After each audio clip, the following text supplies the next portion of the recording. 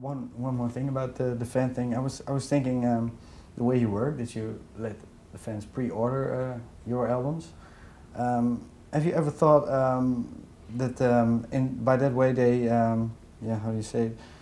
They can direct kind of a little bit your musical direction, or they can say, well, I ordered this, but I wanted that. Well, we did worry about that. The first time we did it, there was that question came up, you know, within the band, and we thought, well, some people might think now that they've paid us some money, that they can have some sort of say in what we do, but I mean, it's not practical, is it? There's no way that we can. I mean, we don't know what we're going to do, so for somebody out on the outside to try and tell us, oh, this is what you should be doing, you know, even if we decide today we're going to write an album of, I don't know, heavy rock songs, for example, or an album of slow ballads or whatever it might be. Let's say we make that decision before we start. The chances of us being able to do it is quite low, because it's the way our music evolves is from jamming and from you know, whatever happens in the room. So sometimes it could be heavy rock, but other times it could be completely different. And if it's good, we'll use it. So yeah. So there's no. I think even members of the band have trouble influencing the direction that we're going in on their own. So for somebody outside, I don't think it's possible, really. Yeah. Okay. Yeah. Would you say you mostly write jamming? A lot of the music comes about from jamming. Yeah. Yeah. We've sort of turned that into a fine art, really. The way we work, and especially now with the producer we're using, Mike Hunter. He likes to take the jams and then start, you know, messing about with them in Pro Tools. I don't know if you're familiar with. It's, you know, like digital editing software where you can do a lot of different things that you wouldn't be able to do in the old-fashioned tape days, you know. Yeah.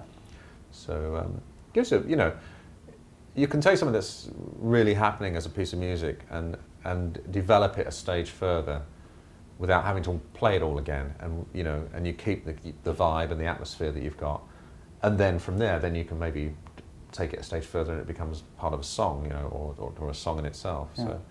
So it's a different way of working. Yeah. Yeah. Does it work fast? Not really. We come up with a lot of music, but then from that stage of having some sort of musical idea to converting it into a song or part of a song, that's the bit that takes the time. Sounds to me a bit like you heard the Achtung Baby bootlegs from U2. No, I haven't, no. There's all these jams for hours, and then you hear, oh, they hear a part of what later became The Fly, and they have, you know. Well, that's exactly how we work. Yeah. We've been doing it like that for years, really. Okay. So, yeah, well, it's interesting to hear that other bands work in the same way, because it does seem a bit slow, and it's almost like a sort of evolution by natural selection, you know. The best things win through to the next round, and then you know, you play for an hour and then 10 minutes go to the next round. Or yeah, exactly. Yeah, play all day and maybe 10 minutes goes to the next stage. You know.